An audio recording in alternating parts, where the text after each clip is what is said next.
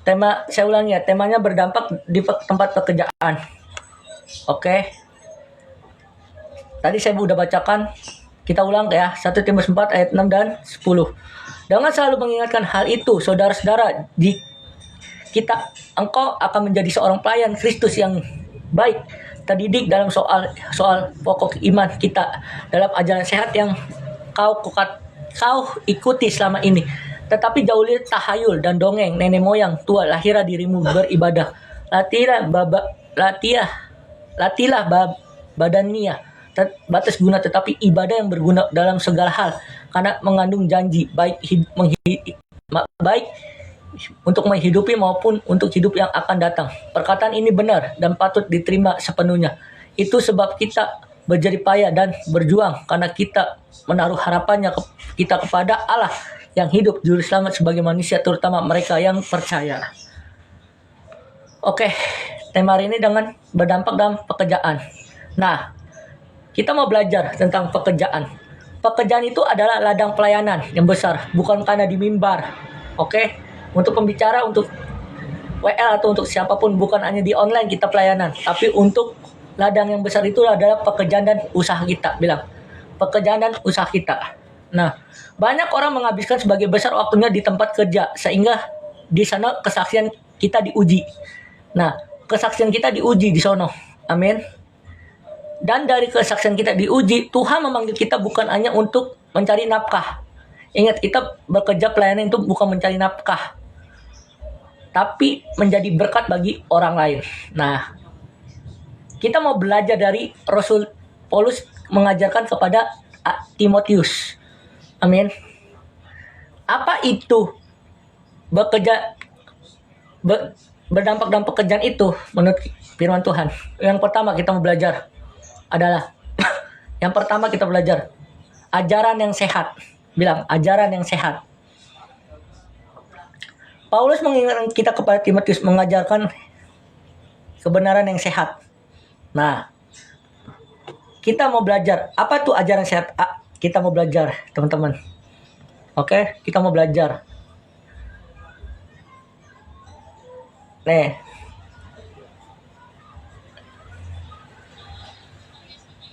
Nah, Paulus mengingatkan di Timotius ajaran yang sehat. Oke, ajaran sehat adalah ajaran yang melakukan dengan kebenaran firman Tuhan. Jadi, dalam pekerjaan kita, dalam pelayanan kita, dalam usaha kita, kita harus belajar ajaran yang sehat. Artinya kita harus mengerti kebenaran firman Tuhan. Amin. Dan juga Paulus mengajarkan kepada Titus, kita buka Titus 2. Titus 2 ayat 7. Jadilah dirimu sendiri suatu teladan dalam berbuat baik, hendaklah engkau jujur dan bersungguh-sungguh dalam pengajaranmu. Artinya dalam pekerjaan, dalam pelayanan kita, dalam apa usaha kita, kita harus jujur dan mengikuti pengajaran kebenaran firman Tuhan. Amin. Supaya kenapa? Supaya iman kita kuat. Supaya kita dapat dipercaya. Amin. Nah, gini teman-teman. Mengingat kita. Oke. Karena waktu pengajaran yang tidak sehat atau salah jalan atau apapun, Tuhan menghalanginya. Amin. Pengajaran sehat adalah berbuah. Amin. Kalau pengajaran tidak sehat yang tidak benar adalah tidak berbuah atau tidak bertumbuh. Amin. Bukan sekedar menerima pengetahuan, tetapi harus ajaran yang sehat bisa bertumbuh. Karakter yang baik dan ajaran tidak sehat mengubah karakter yang tidak baik atau tidak bertumbuh. Artinya kita harus mengerti pengajaran sehat. Amin. Contoh, kita minum kopi tanpa gula, rasanya gimana? Pahit kan? Nah, firman Tuhan itu pahit, tapi sehat buat kita semua. Amin. Ajaran menuntun kita memberi nutrisi iman kita bertumbuh. Tapi kalau ajaran tidak sehat, membuat kita kenyang doang atau merusak rohani kita. Amin. Contoh sederhana, saat bangun tidak boleh karena membuat stroke. Jadi gini, saat kita tidur terus langsung bangun, itu nggak boleh. Itu membuat kita jadi stroke, buru-buru. Jadi perhatikan hal sepele, dampaknya mengganggu kesehatan kita. Amin. Kita berarti perkara rohani berdampak bagi, mari kita menjaga tubuh rohani kita bagi orang rohani. Amin. Nah, cara bersikap atau keputusan harus ajaran yang sehat. Kita tidak diajarkan oleh yang menyimpang firman Tuhan. Amin. Titus 2 ayat 7, dia terima dari ajaran. Jadilah gini, jadikan dirimu kita teladan. Yang pertama dalam jujur, pengajaran dan berbuat baik. Perhitungan adalah kita harus hitung. Tuhan pikirkan supaya kita berubah. Jadi diri kita bersungguh-sungguh. Nah, kita harus jujur, kita harus berpikir yang benar. Amin. Supaya kenapa? Supaya kita sungguh-sungguh kepada Tuhan. Nah, berkata tapi kita harus berubah. Amin. Banyak nilai tempat kerja di dunia. Yang penting untung itu pengajaran dunia. Kalau mau sukses, harusnya jadi licik. Kita dibodohin sama itu. Oke. Standar orang percaya adalah kerajaan yang punya kualitas. Artinya gaya hidup yang berbeda, pendidikan yang berbeda. Hidup kita punya standar kerajaan Allah, punya mental kualitas yang sebagai anak raja. Orang berpegang ajaran yang sehat, hidupnya pertama jujur. Jujur walaupun tidak dilihat orang. Rendah hati, dia berhasil dan sukses. Bekerja keras walaupun tidak dipuji manusia. Nah, ini kita mau belajar bahwa kita harus belajar seperti Rasul Timotius. Pengajaran yang sehat. Nah, itu yang harus kita belajar. Yang kedua adalah ibadah yang giat. Nah, maksudnya ibadah yang giat gimana? Ibadah yang giat dalam pekerjaan kita. Amin. Artinya, orang yang giat bekerja itu pasti kuat. Kuat apa? Kuat iman, kuat mental. Amin. Ibadah itu penting. Hidup sekarang yang akan jasmani dan hidup harinya. Nah, jasmani untuk sementara teman-teman. Tapi rohani itu untuk kekekalan. Jadinya, ibadah berguna untuk masa depan kita untuk hidup kekal. Jadi ibadah itu berguna teman-teman. Oke. 1 Korintus 9 ayat 25. Kali saya tolong baca 1 Korintus 9. 1 Korintus 9 ayat 25. Tiap orang turut mengambil bagian dalam pertandingan, menguasai diri dalam segala hal. Mereka berbuat demikian untuk beroleh suatu mahkota yang fana, tetapi kita untuk beroleh suatu mahkota yang abadi. Nah, kita tahu atlet kan, olahraga itu apa teman-teman? Suatu yang tidak kekal.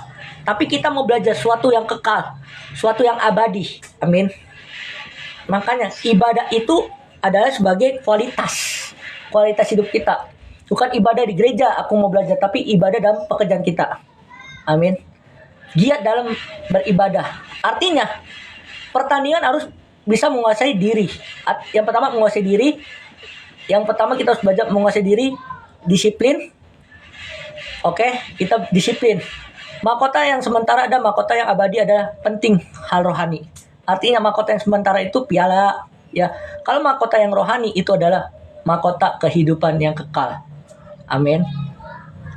Artinya yang mau kita belajar, orang yang disiplin rohani akan mendapatkan mahkota yang kekal. Artinya kita harus disiplin rohani. Amin. Artinya kebiasaan baik mulai disiplin kebiasaan rohani. Yang pertama melalui doa, firman, pelayanan. Dan itu harus seimbang teman-teman. Amin. Belajar harus jadi rajin. Yang pertama apa tadi? Disiplin. Yang kedua rajin. Nah, penyakit anak muda sekarang adalah kerajinan, males. Nah, kalau kita masih bekerja ya nggak usah makan lah. Ya, harus kerja. Penyakit anak-anak muda sekarang males. Kalau kita mau sukses harus rajin, dimulai dari muda. Amin. Mulailah disiplin, gaya hidup berubah akan berhasil. Artinya kita harus mulai disiplin supaya gaya hidup kita berubah dan berhasil. Amin. Amsal 22 ayat 29. Udah ngerti belum di sini? Kalau nggak ngerti nggak boleh bertanya. Amsal 22 ayat 29. Pernahkah engkau melihat orang yang cakep dalam pekerjaan di hadapan raja-raja? Ia akan berdiri bukan di hadapan orang-orang yang hina.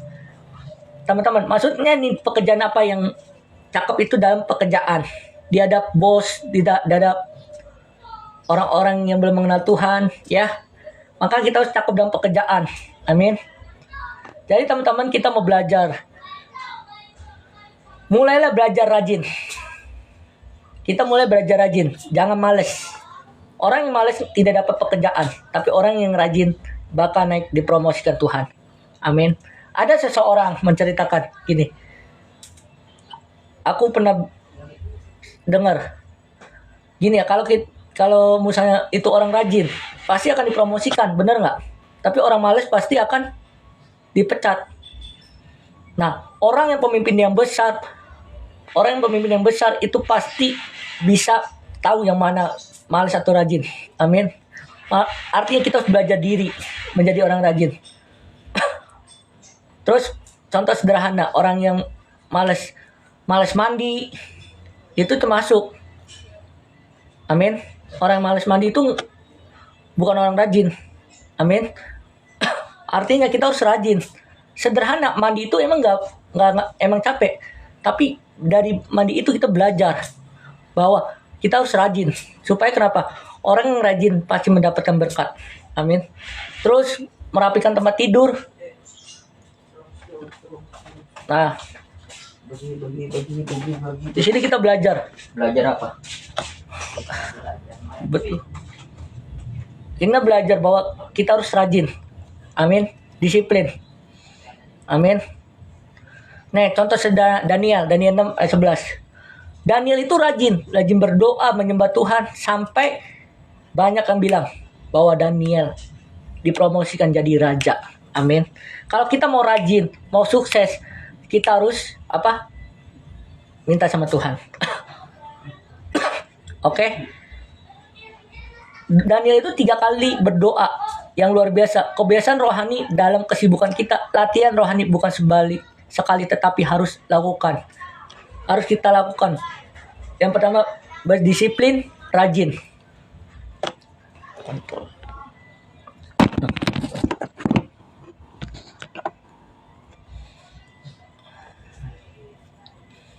Kita belajar lagi.